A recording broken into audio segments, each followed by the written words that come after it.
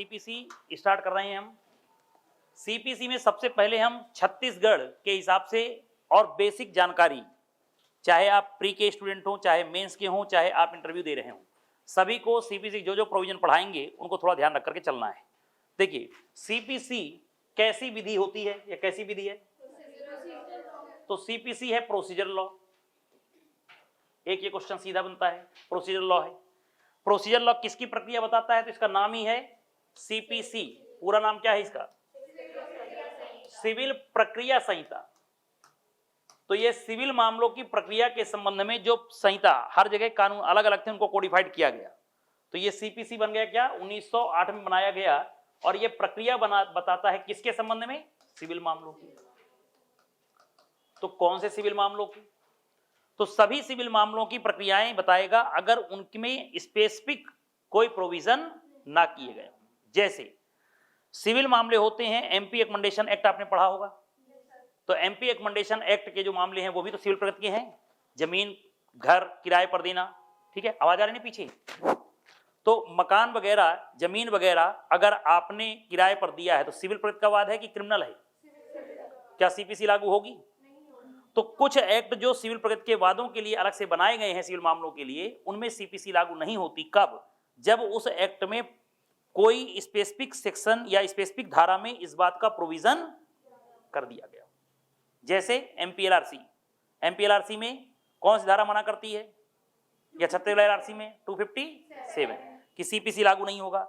जब एकमंडेशन एक्ट पढ़ते हैं तो सेक्शन 45 में, तो यदि मनाही नहीं की गई तो इस पे भी लागू होगा। तो एक क्वेश्चन आया कि रेवेन्यू के संबंध में, रेवेन्यू के मामले भी, राजस्व के मामले भी कौन से मामले होते हैं? सिविल। तो सिविल मामलों में अब राजस्व एमपी एलआरसी या छत्तीसगढ़ एलआरसी में आपकी प्रक्रिया तो खुद ही बताई गई है, लेकिन कुछ प्रक्रियाएं वहां नहीं बताई गई। तो फिर कौन सी प्रक्रिया को पालन करेंगे हम? सीपीसी।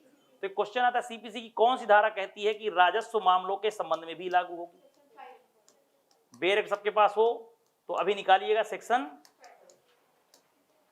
याद करिएगा जब मैंने सीआरपीसी स्टार्ट किया होगा तब आपको ऐसे ही दहेज प्रतिषेध और अन्य उदाहरण देकर के क्रिमिनल केसों में भी बताया होगा। वहां कौन सी धारा थी जो सीआरपीसी का प्रावधान में ये बताती है कि अन्य दंडिक विधियों के संबंध में भी सीआरपीसी लागू होगी, आईपीसी के अलावा की विधियों के संबंध में? सेक्शन वहां 4 है और यहां याद रहेगा सीपीसी। और वहां क्योंकि जैसे एसटीएससी एक्ट अग्रिम जमानत लागू नहीं होगी, तो अग्रिम जमानत लागू नहीं करोगे सीआरपीसी का, लेकिन सीआरपीसी के बाकी प्रावधान लागू होंगे। तो सीआरपीसी में कहां लिखा है? सेक्शन 4 में कि आईपीसी और अन्य दंडिक विधियों के लिए। यहां कहां लिखा है? राजस्व मामलों के लिए। सेक्शन 5 की हेडिंग पढ़ दीजिए। हाँ, संहिता का राजस्व न्यायालयों को लागू होना। तो रेवेन्यू कोड, तो इसको डायरेक्ट आप छत्तीसगढ़ एलआरसी या एमपी एलआरसी से यहां पर जोड़ सकते हैं। क्लियर हो गया सबको? अब आगे देखिए, जब कोर्ट में केस लगेगा तो चलो ठीक है, हमने क्रिमिनल में पढ़ा था कि पहले एफआईआर लिखाते हैं या परिवाद दाखिल, कंप्लेंट दाखिल करते हैं, फिर पुलिस रिपोर्ट फाइल होगी, फिर कॉग्निजेंस होता है। ऐसा ही है, कॉग्निजेंस का मतलब न्यायालय के नॉलेज में बात को आना। सिविल मामलों में क्या होगा? तो सिविल मामले जो स्टार्टिंग होते हैं वाद का जो इंस्टीट्यूशन होगा, वाद का संस्थापन बोलते हैं, institution of suit, institution of suit. तो ये कैसे होता है? तो इसके लिए सेक्शन 26 पढ़ना होता है और ऑर्डर 4। कोई भी जो नया विद्यार्थी है जो पहली बार पढ़ रहा हो वो घबराएंगे नहीं, और अगर आपके कॉलेज में नहीं पढ़ाया गया हो तो आपको और नहीं घबराना है, क्योंकि नहीं पढ़ाया है मेरे लिए और अच्छा है। कहते ना, कम ज्ञान लेकर के आओगे समस्या है, जीरो बनकर के आओगे कोई समस्या नहीं। खाली घड़े में पानी भरना ज्यादा अच्छा होता है कि भरे हुए घड़े में? भाई खाली घड़े में तो पता है ना कि बाल्टी उठाकर सीधे पानी भरना है, घड़ा भर जाएगा। और जब यहाँ वहाँ का कचरा भर करके आ गए तो फिर उसको निकालने में थोड़ा सा हमें क्या होती है? तकलीफ। क्योंकि मैं बोलूँगा ऐसा होता है, आपके प्रति मान लो जिसने सीपीसी पढ़ाया हो आपको, उनके प्रति थोड़ा श्रद्धा भक्ति हो, तो फिर मन में क्या आएगा कि नहीं नहीं, जो मैंने कॉलेज में पढ़ा था वही सत्य है। कई बार आता था, जैसे इंग्लिश में हमारे एक सर थे 10वीं में, हमको पढ़ाया गया अनलेस आगे लगा दो, नॉट जहाँ लगाओ हटा दो, ये है अनलेस का प्रयोग। ऐसी इंग्लिश पढ़ते थे हम लोग। अगर निगेटिव सेंस बनाना है तो अनलेस आगे लगाओ, नॉट जहाँ लगा हटा दो, ये हो गया। लेकिन जब 11वीं 12वीं पढ़े गवर्नमेंट स्कूल में, तो आज भी टीचर के प्रति हमारी श्रद्धा भक्ति है कि उन्होंने समझाया था इंग्लिश का मतलब दिव्य ज्ञान कहना चाहिए। अच्छे टीचर थे। कि उन्होंने इंग्लिश में पढ़ाया कि नहीं इसमें ये है तो ये है, और ऐसा नहीं होता। जब हम लोगों ने क्लास में बोला था सर ऐसे पढ़ते हैं, सर खूब हंसी, बोले ये कहाँ पढ़े थे तुम लोग।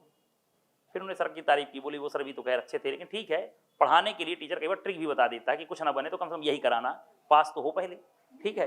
तो हो सकता है इसलिए बताया, लेकिन ऐसा नहीं है कि 80% अनलेस आगे लगाते हैं नाट हटा देते हैं, हमारे दिमाग में ही बैठा था। तो कई बार ये होता है सीपीसी में अगर आपको कॉलेज में नहीं पढ़ाया गया, यूनिवर्सिटी में नहीं पढ़ाया गया, तो आपको बिल्कुल घबराने की आवश्यकता नहीं है। आप जीरो से पढ़ोगे और जल्दी याद हो जाएगा, और पहले से यदि पढ़े हों तो जो पढ़ाऊंगा उसको याद करते जाना, क्योंकि नहीं अपना दिमाग लगाओगे फिर ये किताब वो किताब, यहाँ गाइड वहाँ गाइड, ये नोट्स, और फिर पता चला फिर कचरा करके बैठोगे। सीपीसी टफ लग रहा है। सीपीसी कोई टफ नहीं है, बहुत सरल है, बस उसको ट्रिक से थोड़ा सा पढ़ना चाहिए। इसमें गड़बड़ी ये होती है कि ऑर्डर है और सेक्शन है, दोनों का अगर जोड़ना आपको आ गया तो अभी नहीं, जज बनने के बाद भी, या कभी वकालत करोगे तो वकालत करने में भी आपको कभी दिक्कत नहीं आएगी। दोनों पॉइंटों को एक साथ पढ़ा जाता है, जहां होगा हम आपको सब बता देंगे। तो कहने का मतलब ये हुआ कि अगर आपने नहीं पढ़ा है तो मेरे लिए और अच्छा है, ठीक है। बस घर जाकर के, ये नहीं कि मैंने कहा और अच्छा है तो घर जाके पढ़ो ही नहीं, अब घर जाके पढ़ना है, क्योंकि ये लास्ट स्टेज है। इसके बाद अब क्या है, अब या तो घर ही बैठना है या तो वकालत करना है, तो इसलिए अब आपको ये पढ़ करके चलना है, ठीक। चलिए, तो कोर्ट में कोई भी चीज कैसे आती है सिविल न्यायालय में, तो वाद का संस्थापन कैसे होगा, धारा 26 कहती है और आदेश 4 है। 26 धारा कहती है, निकाल के देखिएगा कैसे होगा वाद का संस्थापन, या अन्यथा, ये लिखा है। अब ध्यान से समझना, ये है सूट का इंस्टीट्यूशन ऑफ सूट, और ये है प्लेंट। इंग्लिश में थोड़ा सा ध्यान रखना, हिंदी मीडियम वाले वाद पत्र को क्या लिखा है, प्लेंट लेकर के आओगे और अला करके आप पेश करोगे तो वाद का संस्थापन होगा। तो धारा 26 ये कहती है कि वाद पत्र के माध्यम से वादों का संस्थापन होता है। प्लेंट लेकर के आ जाओ, आपका सूट सुन लेंगे, यही है। और ये अन्यथा का मतलब क्या है, तो अब मैं आपको ले जाता हूं, भले आपके सिलेबस में नहीं, Hindu marriage act. Hindu marriage act में महिला अगर चाहती है हिंदू मेंटेनेंस में कि मुझे मेंटेनेंस चाहिए, तो मेंटेनेंस की क्या लगती है, पिटीशन, जिसको हम सामान्य बोर्ड बोलते हैं याचिका। कुछ जगह महिलाएं लगाती हैं आवेदन, जैसे घरेलू हिंसा में, तो क्या लगता है। अगर कभी इंटरव्यू में ये क्वेश्चन पूछ ले कि वाद का संस्थापन कैसे, तो बच्चे बोलेंगे प्लेंट के द्वारा। और ये पूछेंगे ये जो बेरेटर, जैसे पिछली बार रख दिया था, बेरेटर के बताओ कहाँ लिखा है, आपने कहा 26, उन्होंने कहा ये अन्यथा, अदर लिखा है ना उसमें इंग्लिश में, तो ये क्या लिखा है, अदर मैनर। तो अदर मैनर का मतलब क्या है, कई बार बच्चे नहीं बता पाते, तो यहीं पर आपको तुरंत बताना है कि सर आवेदन के माध्यम से भी केस लग सकता है, और उसके बाद याचिका या पिटीशन के माध्यम से भी लगता है। तो सिविल वादों का संस्थापन जो होता है वाद पत्र के माध्यम से या अन्यथा, अन्यथा का मतलब है आवेदन या याचिका के माध्यम से। याद रहेगा अन्यथा का मतलब, इंटरव्यू कॉपी में चाहो तो बना लेना उसको। अब आता है कि ये वाद लगाता कौन है, अब हम मेन इसमें पहले डिस्कस करते हैं। तो वाद लेकर के आता है जिसको तकलीफ है, जिसे न्याय चाहिए, तो उसे हम क्या बोलेंगे, प्लेंटिफ। जो प्लेंट लगाए वही प्लेंटिफ, ठीक है। केस लगाया इसने, तो एक होगा जिसके खिलाफ लगाया है, जिसके विरुद्ध केस लगाया है, तो उसी को बोलेंगे डिफेंडेंट, और इसको क्या बोलते हैं हम हिंदी में। तो एक हुआ वादी, एक हुआ प्रतिवादी। वादी अपना प्लेंट लगाता है तो भाई दूसरों दोनों पक्षकार को सुनना, नेचुरल जस्टिस का सिद्धांत है। लोकस स्टेंडाई ऑडी अल्ट्रम पार्टम सुना होगा, या नेचुरल जस्टिस, नैसर्गिक न्याय का सिद्धांत क्या कहता है, तुम कह रहे हो कि मेरे से सर ने पैसा 50,000 लिया था, मेरा नहीं लौटा रहे, तो क्या आपकी बात मान करके कोर्ट तुरंत फैसला कर देगा। कोर्ट क्या करता है, दोनों पक्षकारों को सुनेगा, और दोनों पक्षकारों को सुनने के लिए इसके पास भेजा जाएगा समन। जब समन भेजा जाएगा, समन का मतलब होता है न्यायालय की प्रोसेस, आदेशिका, कि आप इस तारीख को आइए और इस प्लेंट के संबंध में जवाब दीजिए। तो एक क्वेश्चन आया कि मुझे कैसे पता होगा, आपने मेरे ऊपर केस लगाया तो मुझे कैसे पता कि आपने क्या क्या चीज मांगा है। तो आपकी एक प्लेंट की कॉपी समन सहित मेरे पास भेजी जाएगी, समझ में आ गया। तो प्लेंट की कॉपी समन के साथ भेजी जाएगी, तो यहां पर ये प्रोविजन कहां है, तो ऑर्डर 5 रूल 2 निकालिए। थोड़ी मेहनत करिएगा, कसरत होगी आपकी, और वो याद भी हो जाएगा सब। क्या लिखा है ऑर्डर 5 रूल 2, ठीक है। तो ये अब ये सब अपनी कॉपी में, कॉपी है ना सबके पास अभी, ठीक है, ना हो तो बाहर से ले लेना, ठीक है। तो वहां पर ये जितने भी ऑर्डर बताते जा रहा हूं सब लिखते जाना, सब ये इसी क्रम पे रहेंगे और प्रोसेस सब आपको भी याद हो जाएगी। वाद पत्र के साथ भाई मुझे कैसे पता, कॉन्सेप्ट समझ में आ रहा है कि मुझे कैसे पता कि आपने कौन सा केस लगा दिया है। हो सकता है मेरा रोज का काम हो केस का, एक इनका केस है, एक इनका केस है, पता चला इनके साथ मेरी 4 संविदाएं हैं, तो 4 संविदाओं में रोज केस लग रहे हैं, तो कौन सा केस, तो मेरे पास क्या भेजा जाएगा, मुझे जानकारी, क्योंकि दूसरे पक्षकार को सुनो कैसे, तो जब जानोगे तब तो सुनोगे, जब मैं जानूंगा तब तो बोलूंगा कि भाई ये लेन देन हुआ ही नहीं था, ये फर्जी लेन देन था, अवैध संविदा थी। तो यहां पर समन के साथ कितनी प्रतियां भेजी जाएंगी, ऑर्डर 5 रूल 2। तो ऑर्डर 5 रूल 2 कहता है समन के साथ वाद पत्र की कितनी प्रतियां होंगी, बहुत महत्वपूर्ण है ये, 1 प्रति होगी, ठीक है, 1 प्रति भेजा, क्यों, क्योंकि मैं अब अपना प्रभावी बचाव रखूं। तो क्वेश्चन आता है कि अच्छा वाद पत्र की 1 प्रति इसको दोगे, कोर्ट के पास क्या रहेगा, कोर्ट के पास केस लगाया तो कोर्ट क्या कहेगी, ये काम करो, इन्होंने वाद लगाया है, ये लो भाई तुम जानो वो जाने, मान लो मैं नहीं आया, तो कोर्ट के पास तो कुछ ही नहीं है, कोर्ट के पास क्या कुछ है, आपने कॉपी लगाया, कोर्ट ने उठा करके मेरा विवाद मान लो इनसे था, इनके पास भेज दिया, तो कोर्ट के पास कुछ ही नहीं, कोर्ट खाली बैठा है। तो कहा जाता है कि वाद का संस्थापन कैसे होगा, 2 प्रतियों में। ये लिखा कहां है, तो संस्थापन है 26 में, लेकिन ऑर्डर 4 रूल निकालिए, वही 5 के थोड़ा सा पहले पेज पलटाइएगा, कितनी प्रतियों में होगा, याद हो गया। अब ये हमेशा कंफ्यूज करता है बच्चों को, वाद पत्र की कितनी प्रतियां होंगी, 2 प्रति की 1 प्रति, तो 2 प्रतियों में संस्थापन है, ध्यान से समझना। अब इसको इंस्टीट्यूशन ऑफ सूट कितना है, 2 प्रतियों में, कहां लिखा है, R1, ऑर्डर 4 रूल 1, 2 प्रतियों में। और समन के साथ वाद पत्र की कितनी प्रतियां होंगी, पढ़ते समय ध्यान रखना, 1 प्रति होगी, 5 रूल 2, तो 4 1 और 5 2 समन के साथ, और यहां पर वाद पत्र की प्रतियां संस्थापन के लिए। बहुत से विद्यार्थियों को इनमें बहुत समस्याएं आती हैं, और ये छोटे छोटे क्वेश्चन हैं, लेकिन यही आपको बाहर करवाते हैं, और हमेशा मन में रहेगा डर कि सीपीसी बहुत टफ है। सीपीसी कोई टफ नहीं है, आप सिविल जज ही बनने चाहते हैं तो आपकी पहचान ही सिविल से है, आपका फॉर्म ही सिविल से है, तो इसी कंडीशन में आपको उसके प्रति थोड़ा सा श्रद्धा भक्ति रख के पढ़ना है, और ऐसे नहीं श्रद्धा भक्ति रख करके रोज आरती जला रहे हैं, बत्ती जला रहे हैं, पढ़ना है, पढ़ोगे सब बनने लग जाएगा। क्लियर हो गया, 2 प्रति 1 प्रति है, पूछोगे तो बन जाएगा, ये नहीं कल पूछो तो पता चला बेर पलटाने लग गए कहां पर है। 4 1 5 2, आप अगर मेरे जवाब रोज रोज में पूछूंगा देते जाओगे, मान के चलिए मैं बहुत अच्छे से पढ़ाऊंगा, वैसे ही पढ़ाऊंगा, लेकिन फिर भी अगर नहीं दोगे तो फिर जो चीजें डीप की होंगी फिर मैं उनको कई बार स्किप करता हूं कि फिर रहने दो, बच्चा पहले इतना तो सीख ले, फिर दोबारा देखेंगे। और अगर जवाब आप अच्छे देते जाओगे, रोज पढ़ोगे, तो मुझे खूब मजा आता है कि फिर अब बच्चा सब तो पढ़ के बैठा हुआ, अब क्या पढ़ाएं, तो अब और कुछ नई चीज पढ़ें। और अगर सामान्य चीजें ही नहीं पढ़ोगे फिर लगे पहले ये तो याद कर लो कि बन जाएगा।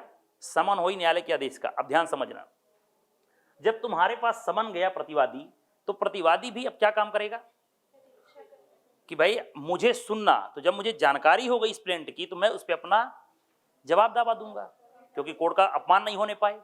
तो यहां पर मैं अपना जवाब दावा तैयार करूंगा या उसका आंसर तैयार करूंगा। तो एक क्वेश्चन आता है कि वादी ने वाद पत्र लगाया, तो प्रतिवादी क्या पेश करेगा इसके समझ में, तो इसी को बोलते हैं WS। WS पेश करेगा रिटन स्टेटमेंट, या इसी को बोलते हैं लिखित कथन, या इसी को बोलते हैं क्या बोलेंगे, लिखित कथन। हालांकि लिखित कथन ही बस बोलिए अभी, क्योंकि मुजरा और प्रतिदावा बाद में पढ़ाएंगे। हाँ, जवाब दावा बोलते हैं, तो लिखित कथन या जवाब दावा। जवाब दावा मतलब दावे का जवाब हमने दिया। तो वादी क्या पेश करता है, प्रतिवादी क्या पेश करता है, ठीक है। तो हम वादी द्वारा पेश किया गया प्लेंट और प्रतिवादी द्वारा पेश किए गए WS को हम बोलते हैं कि दोनों का ये क्या है, अभिवचन। तो इसी को बोलते हैं प्लीडिंग। क्या बोलते हैं इसे, प्लीडिंग। क्वेश्चन आता है प्लीडिंग का प्रावधान कहां, तो ऑर्डर 6। प्लीडिंग क्या है, तो प्लीडिंग कुछ अलग नहीं बल्कि यही है ऑर्डर 7 और ऑर्डर 8। ऑर्डर 8 के अंतर्गत यहां पर लिखा होगा, निकाल के देखिएगा हेडिंग बस ऑर्डर 6 का, ये लिखा होगा प्लेंट वाद पत्र, और यहां लिखा होगा जवाब दावा, रिटन स्टेटमेंट। बोलिए कॉन्सेप्ट क्लियर हुआ कि नहीं? निकाल के एक बार देख लीजिएगा। हाँ बता रहा हूं, अभी इसको बना लिया। ये एप्लीकेशन में सब लोगों के साथ प्रॉब्लम है क्या? एप्लीकेशन में आप लोगों को प्रॉब्लम आ रही है क्या? बाकी लोगों को भी? कुछ बच्चों को ही क्यों आती है कि नॉट, ये तो बार बार छेड़खानी करते होंगे, स्क्रीनशॉट तो बाहर कर देता है वो उठा करके। चलिए देखिए, निकाल के देख लिया पहले। ऑर्डर 6 में क्या लिखा है? हेडिंग अभिवचन। अभिवचन में क्या होगा? कभी पूछे बन जाएगा। तो अभिवचन हुआ, फिर से बोल रहा हूं, आपने लगाया प्लेंट, आप हैं वादी, मैंने दिया जवाब दावा, मैंने लगाया है आंसर दिया जवाब दावा या लिखित कथन के रूप में। हम दोनों ने जो कहा है ये क्या है? आपका अभिवचन कहलाता है वादी का वाद, प्रतिवादी का अभिवचन। तो कभी इंटरव्यू में पूछा जाए तो ध्यान रखना कि डिफेंडेंट ने जो प्लीडिंग किया है उसे क्या बोलते हैं? तो उसे बोलते हैं WS या लिखित कथन। कहां है ये? ऑर्डर 8 में, और ये है ऑर्डर। कई बार ये होता है कि हमसे भी गलती हो जाती है, वकील साहब से भी गलती हो जाती है, कई बार हम ज्यादा होशियार बन जाते हैं, वकील को आधा केस बताते हैं। तो वहां पर शुरू में अगर आपसे गलती हुई, या हो सकता है कई बार कि आपको दस्तावेज आपके पास थे ही नहीं उस समय, जैसे घर परिवार वालों ने आपको पूरे दस्तावेज नहीं दिए, कुछ दस्तावेज छुपा लिए, आपने वकील साहब जाके इतना ही बोला।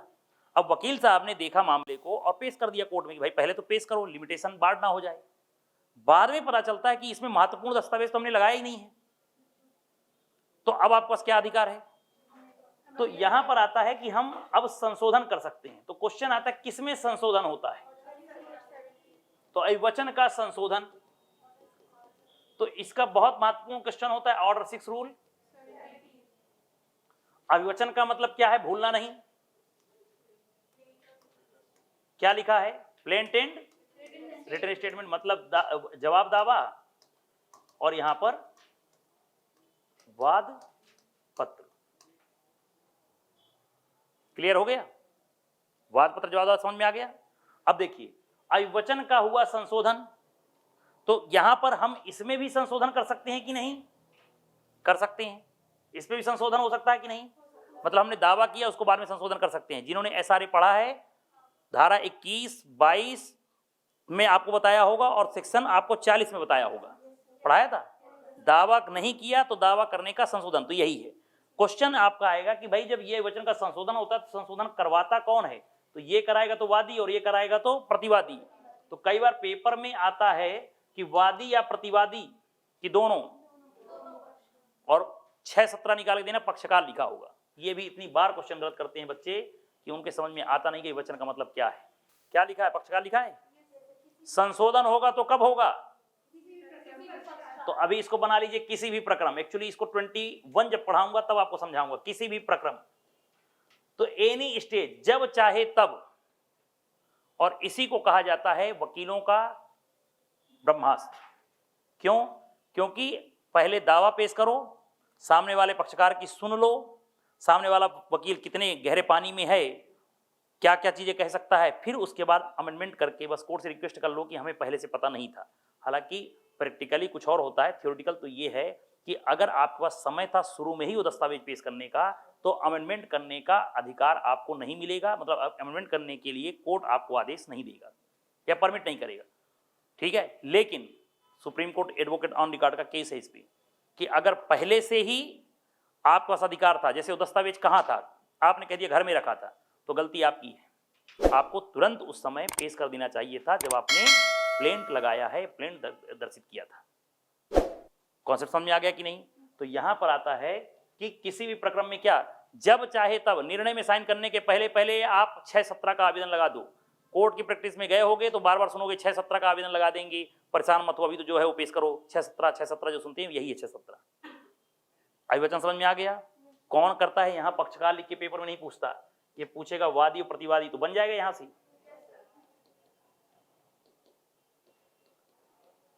तो ये ध्यान रखना।